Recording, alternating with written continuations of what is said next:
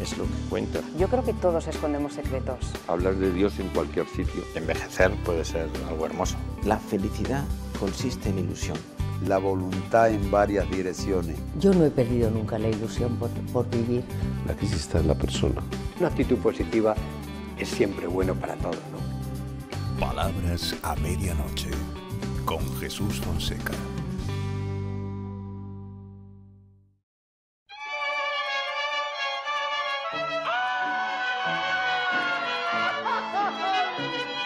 Gracias, Diosito, por este milagrito tan lindo que me concediste. Qué bonita es la venganza cuando Dios nos la concede. Ya sabía que en la revancha te tenía que hacer perder. Ahí te dejo mi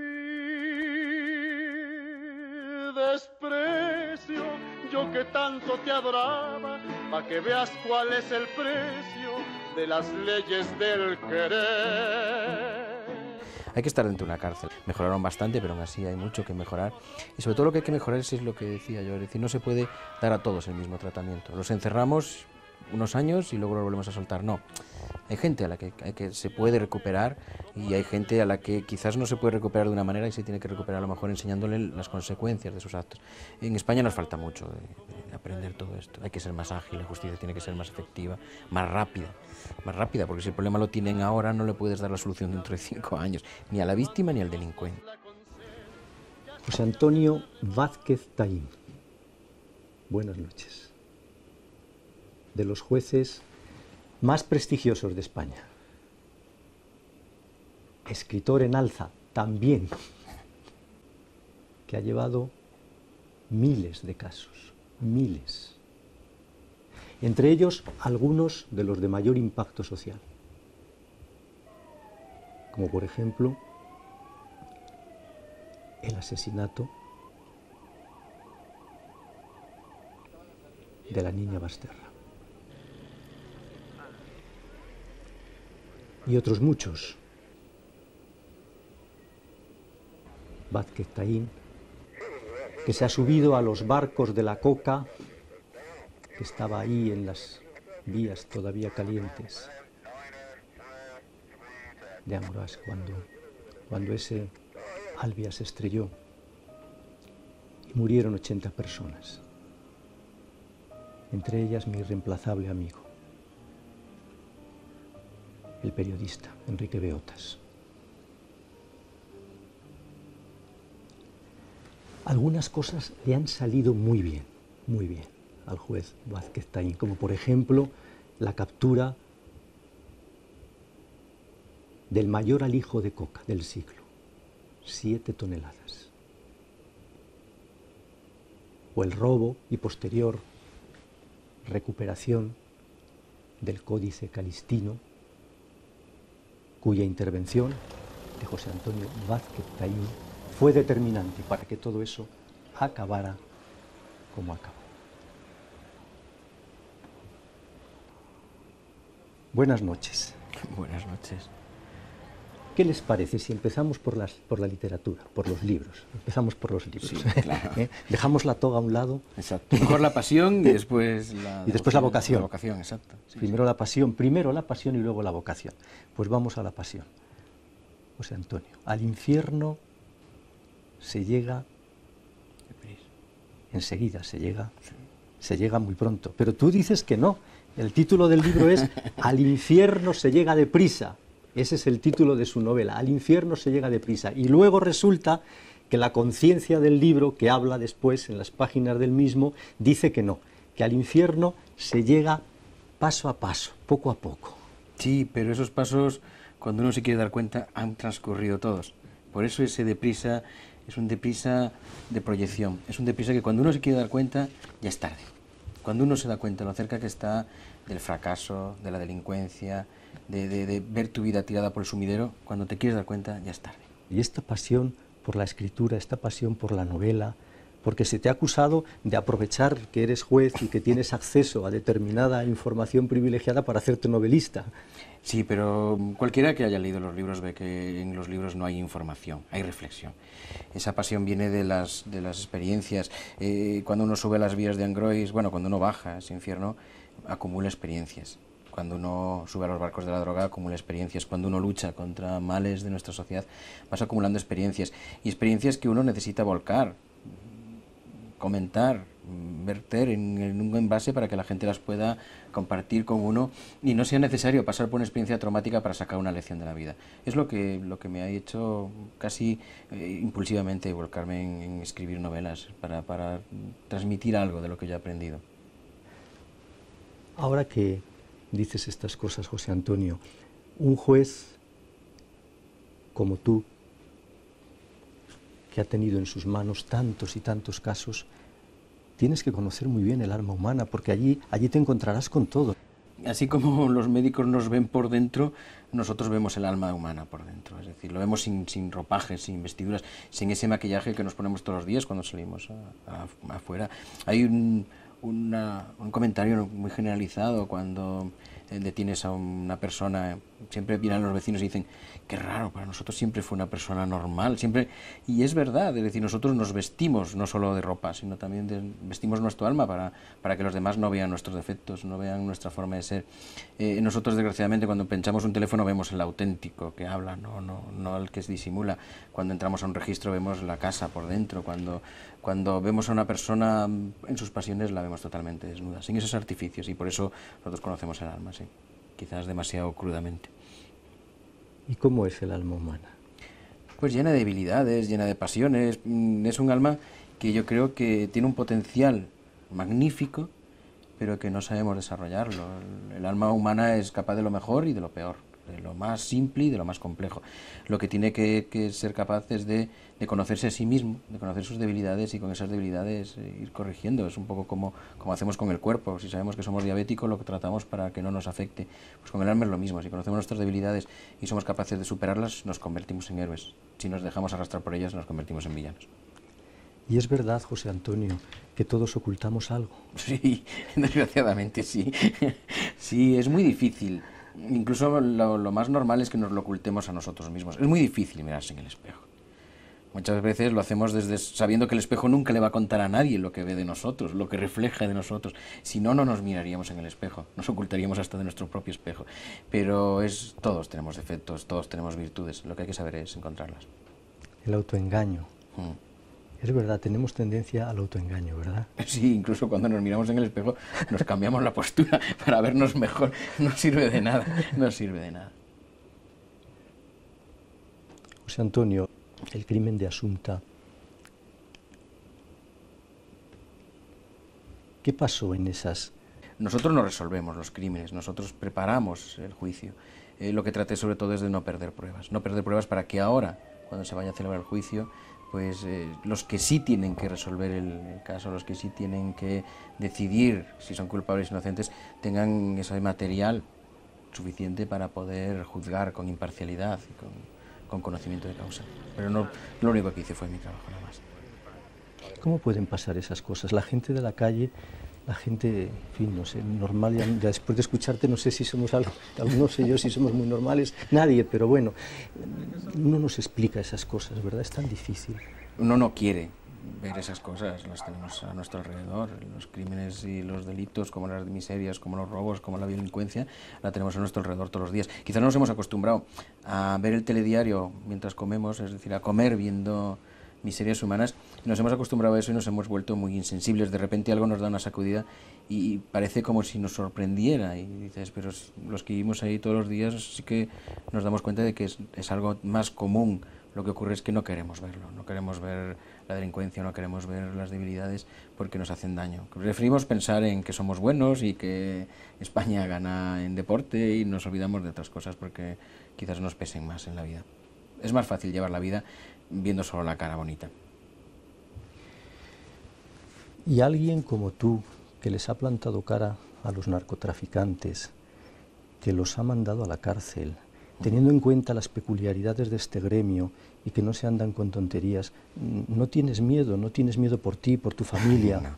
No, hombre, el miedo es algo con lo que uno tiene que vivir como un complemento en el sentido de que te ayuda a ser prudente. Pero si uno es temeroso y por eso no vive, pues al final no has vivido, es decir, han ganado ellos. El miedo es algo que te ayuda a adoptar precauciones, a tomarte las cosas en serio, porque al final nunca se sabe dónde está el peligro. Intentaron quemar a mi hijo con ácido y lo hizo una persona normal, se equivocó y quemó a sus compañeros, pero lo hizo una persona normal, no fue ni un gran narcotraficante ni nada. Y tú que recibes a todo el mundo y que eres una persona abierta, de mano tendida, por ejemplo, cuando te llegan los padres de alguien a quien vas a tener que condenar o has condenado ya, y te llegan pidiéndote que rebajes la fianza porque no alcanzan, que seguro que te ha pasado alguna vez, supongo. Sí, sí. Es curioso, ningún padre ve a su hijo como un delincuente, siempre lo ve como una víctima. Hay una parte de la justicia que se olvida mucho, que es una vez que se dicta la sentencia, se olvida mucho, sobre todo los abogados, después hay abogados de todo tipo, claro, pero hay algunos abogados que se olvidan de seguir en la prisión. Se puede conseguir la progresión en grado, se puede conseguir algún tipo de mejora, se puede conseguir algún tipo de trabajo específico sobre ese señor, que los padres sí que son los que más veces nos vienen a pedir, y esa la parte es la que más intentó colaborar con ellos. El delincuente, una vez que lo encierras, no te puedes olvidar de él. Ahí es donde hay que hacer una labor para seguirlos. Y es curioso, ningún padre, y por eso era por donde empezaba, ningún padre ve a su hijo como un delincuente, siempre lo ven como una víctima. No, hombre, la culpa fueron las circunstancias, la culpa... es difícil, ¿no? Es decir, es difícil porque si nos reunimos con los padres de las víctimas oiríamos una historia totalmente contraria. Hay que saber mantenerse objetivo, Concepción Arenal en Coruña nos lo enseñó mucho, odia el delito y compadece al delincuente. Entonces hay que tratar de recuperar lo que decíamos antes, la parte buena de ese alma que cometió el crimen, intentar recuperarla y potenciarla, y que elimine la parte mala. Es muy complejo porque es un juego de bolillos en donde tienes que satisfacer los derechos de la víctima, respetar los derechos del delincuente e intentar sacar algo bueno de todo eso para que la proyección de futuro sea mejor. Es complejo, dices, yo lo veo complejísimo. Complejísimo, sí. Mandar a alguien a la cárcel. Yo no mandaría a nadie, entonces sobre todo, sería complicadísimo. Sobre todo es que no es solo mandar a alguien a la cárcel, hay que conocer cómo son las cárceles.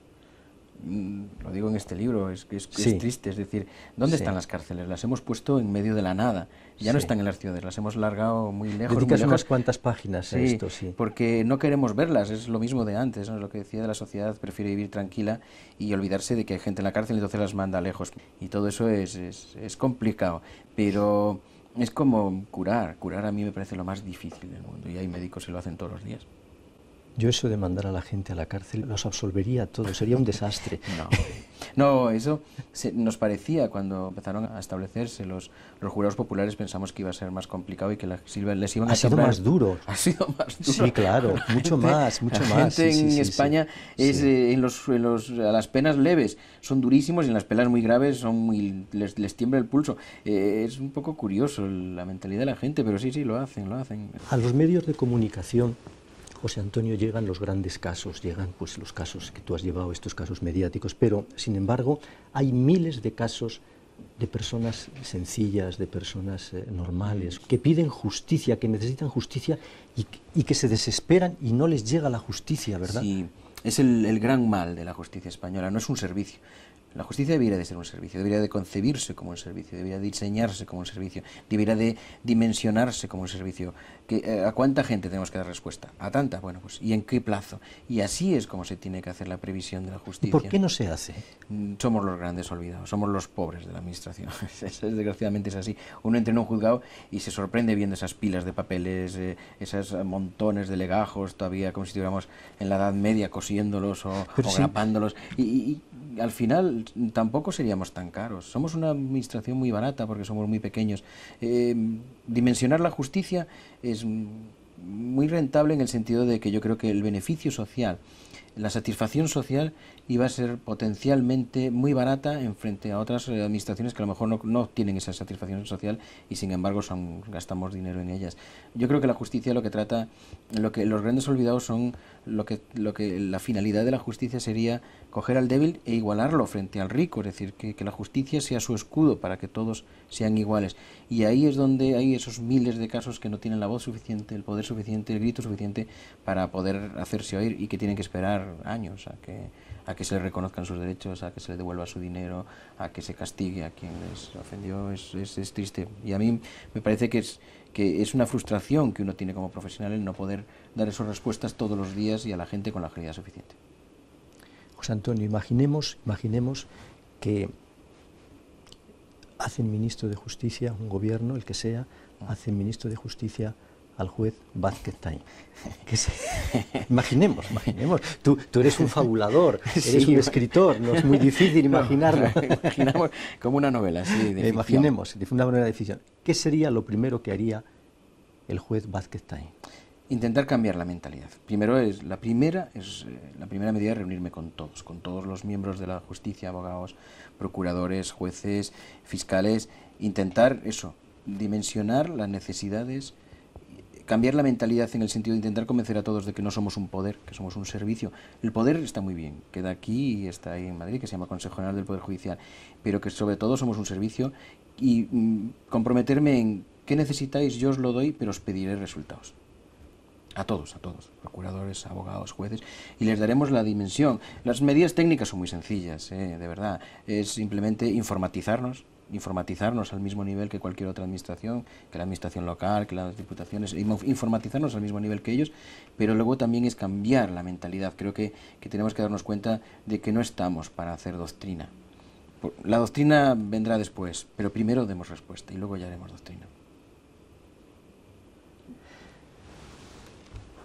Nadie es solo bueno o malo, dice Carmen, en un momento, no me acuerdo por dónde, por allá por la página 110 o 112. Nadie es solo bueno o malo. Sí, es así. Es sorprendente cuando te metes en un fenómeno delictivo concreto y ves pues a narcos buenos y polis malos. Y es así. Todos tenemos una parte nuestra egoísta, todos tenemos una parte nuestra débil, ansiosa, todos tenemos una parte que luego después nuestra vida nos va llevando. Yo tengo que dar gracias por llegar a donde he llegado, porque me han orientado caminos y porque en la vida he tenido suerte y errores que he cometido no me han pasado la factura que a otras personas, la factura que les ha pasado. Hay errores que cometemos todos que a algunos le ha pasado facturas muy grandes, una dependencia, una condena. ¿Quién no ha cometido algún delito? Además, hoy en día que los delitos se han socializado. ¿Quién no ha conducido por encima de la velocidad permitida o con una copa? Eso puede ser una condena y que tu vida ya empiece por una carrera delictiva. ¿Cuántos riesgos no hemos cometido que algunos hemos tenido la oportunidad de corregir y otros no? ¿Quién resiste una inspección de Hacienda? Bueno, los pobres, los funcionarios.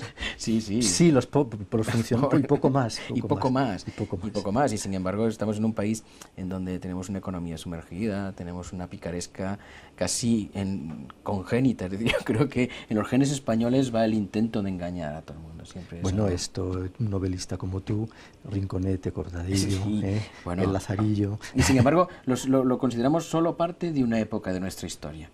Y no lo identificamos con nuestra forma de ser a lo largo de la historia. Por eso me gusta la historia, porque Te gusta mucho, porque tus páginas están llenas de citas históricas. Es una forma de llamar la atención sobre el hecho de que lo que nos está pasando ahora ya pasó. Siempre. Decías antes, José Antonio, que podías encontrarte con un delincuente bueno y un poli malo, que eso podía suceder. Sin embargo, tú, en tu primer libro, El Santo Oculto, hay que ver qué guiños le haces a la Guardia Civil. ¿Qué guiños le haces a la Guardia Civil? No haces más que los colocas allí en gloria y majestad. Porque son los grandes olvidados. Quizás es un poco compensar. Sé que no soy justo. Soy injusto porque tanto en la Policía Nacional como en la Guardia Civil, en los dos libros intentó darles el protagonismo que normalmente no se les da, hacerles el reconocimiento que no se les da y acordarme de ellos, que son los grandes olvidados. Nos olvidamos muchas veces y es que hay que verlos. Es decir, nosotros cuando estamos en nuestro despacho no vemos la parte dura. Hay que ver patrullar a personas que cobran un sueldo mediano, digno, decente. Nos olvidamos de que vivimos tranquilos, dormimos tranquilos porque hay gente que trata de poner coto a la delincuencia. Los delincuentes, los criminales, yo te pregunto, tú que has estado frente a tantas personas que se encuentran en esa situación, ¿todos los criminales son enfermos? No, ninguno. Ah, ninguno. Ahí va, ahí va. Cuando ocurre un crimen aberrante, siempre además este es un defecto ya incluso de las defensas, el acudir a los informes psiquiátricos o psicológicos para tratar de conseguir un atenuante. Vamos a buscar que hay una enfermedad. El hombre siempre ha buscado una excusa para los pecados. Siempre nos vemos como que las cosas malas tienen que venir de fuera. No, las llevamos nosotros dentro. El hombre en sí mismo ya es un delincuente. Por eso digo, al infierno se llega deprisa, por el hecho de que no son ni enfermos ni son gente distinta. Son gente a lo mejor que no ha tenido las oportunidades que otros o que no ha sabido escoger sus oportunidades y que ha sacado lo peor de sí mismo. Pero la diferencia entre un delincuente y una persona normal son sus actos. En el resto son todo igual, ¿eh? No son enfermos, al contrario. Por eso quizás si fuéramos capaces de hacer un tratamiento individualizado, de que las cárceles fueran algo distinto de lo que son, se recuperarían más. Pero no se recuperan porque no hay medios. También tenemos que tener en cuenta que somos un país con las limitaciones que tenemos, no somos ricos, ¿eh? Pero ni siquiera, por ejemplo, estas cosas que uno tiene la sensación de que alguien con la cabeza en su sitio es imposible que haga. Estoy pensando ahora mismo en la pederastia. Eso sí, hay cuestiones muy específicas que también necesitan un tratamiento específico. Y además es que yo creo que ningún psicólogo o psiquiatra será capaz de decir que un delincuente sexual no necesita un tratamiento muy específico. La pederastia es un ejemplo. Hay crímenes abominables como las violaciones, que yo creo que es ya un reflejo absoluto de la falta de respeto, por el contrario, ¿no? Sea una mujer, sea un niño. Ahí sí que es necesario un crimen específico. Pero si hablamos de homicidios, robos, simplemente las pasiones humanas, es decir, la ambición, la lujuria, el deseo, lo que ocurre... La codicia. Lo que tenemos que ser capaces es de ver, en algunos casos concretos, eso, que hay una enfermedad, pero no es un porcentaje muy alto, no es un porcentaje muy alto, desgraciadamente. José Antonio, a ver si tú tienes respuesta para esta pregunta. ¿Por qué la pederastia generalmente la cometen hombres y no mujeres? Vamos a ver, el problema de los crímenes sexuales y su proliferación entre los hombres es por el carácter machista de la sociedad. La pederastia como abuso, físicamente necesitas poder abusar. Por eso que quizás en las mujeres se da menos, porque para que una mujer abuse de un hombre necesita que tenga cierta edad, cierta constitución física. Pero no es un fenómeno que ahora mismo se limite exclusivamente a los hombres. Estamos detectando el turismo sexual ya también extendido a mujeres que tengan capacidad para pagar y comprar niños, como antes lo hacían los hombres cuando iban a comprar esas cosas. Hay un fenómeno que se está produciendo, el turismo sexual de mujeres con dinero que se van a Tailandia, a países del atolón de Mururoa por ahí, porque se les ofrecen niños muy jovencitos para que mantengan relaciones sexuales. A mí me da la sensación de que esto es como la caída del Imperio Romano. Todos estos vicios, todas estas cosas. Sodoma y Gomorra no es un mal, es una forma de relajación, de huida. Roma lo único que ocurrió fue que en un momento determinado, y una de las razones es jurídica de que por qué Roma, el imperio cayó, es cuando los contratos dejaron de cumplirse. Cuando alguien dijo, voy a hacer populismo, dejen de cumplir los contratos, y pues hacía bulas, ¿no? Es decir, oiga, los contratos de préstamo, vamos a hacer una amnistía. Vamos a dejar de cumplir las normas y entonces la gente se relaja. Yo creo que el hombre necesita un control, no excesivo, pero sí un control y a veces un autocontrol. Entonces lo que ocurre es que la gente se relaja y empieza a creerse que en determinadas relajaciones va a encontrar la felicidad. Y al final lo único que está haciendo es autoengañándose. No hay una felicidad, no hay una fiesta eterna en ninguna cosa. España la tuvimos durante un tiempo y ahora se nos cortó porque no había dinero para seguir pagando la fiesta. Pero eso es simplemente, yo creo que maniobras de distracción de las que nos dejamos llevar porque somos bastante manipulables. Y estas maniobras de distracción que dices y todo esto, ¿tiene que ver algo la pérdida del sentido trascendente de la vida? Yo creo que es cuestión de educación, es cuestión de que nos falta una base, es decir, no tenemos un conocimiento, la gente opina de cosas sin haber estudiado, sin haberse formado. La formación no es solo acumular datos, la educación es básica. En cualquier sociedad, con un mínimo de cultura, estos problemas no se producen, la gente no se deja engañar. Pero es que nos hemos olvidado de la educación en valores, principios. No es necesario que aprendan literatura. es que enseñarles a que disfruten leyendo y que ellos disfruten la literatura. Eso es lo esencial en la educación, como eso cualquier otra ciencia. Es esencial que hay que despertar la curiosidad humana. Cuando despiertes la curiosidad humana no va a ser una curiosidad vacua que vaya a ir por placeres terrenales, va a ir siempre a cosas trascendentales porque encontrará mayor satisfacción en sí mismo y sobre todo encontrará un equilibrio. La gente que busca un equilibrio es porque tiene una cultura que le ayuda a buscarlo. Si no lo tienes, lo que buscas es diversión, es olvidar precisamente todo lo que te está pasando. Señor juez, ¿qué hacemos para tener un mundo más justo? Seguir luchando, hay que luchar todos los días. Nunca nadie tiene una varita mágica para buscar un mundo justo, eso no existe. Es que seguir luchando para tener simplemente un mundo más justo que ayer.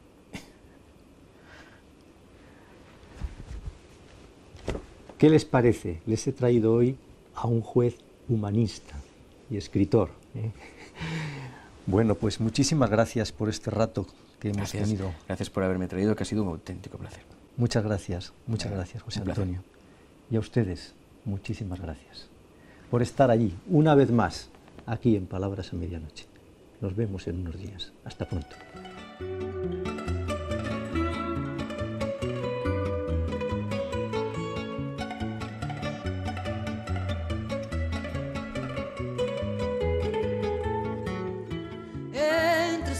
Misteriosas, irrompendo ao longe estrelas, trocaremos nossas rosas para depois esquecê-las. Se o meu sangue não me engana, como engana a fantasia, uma vez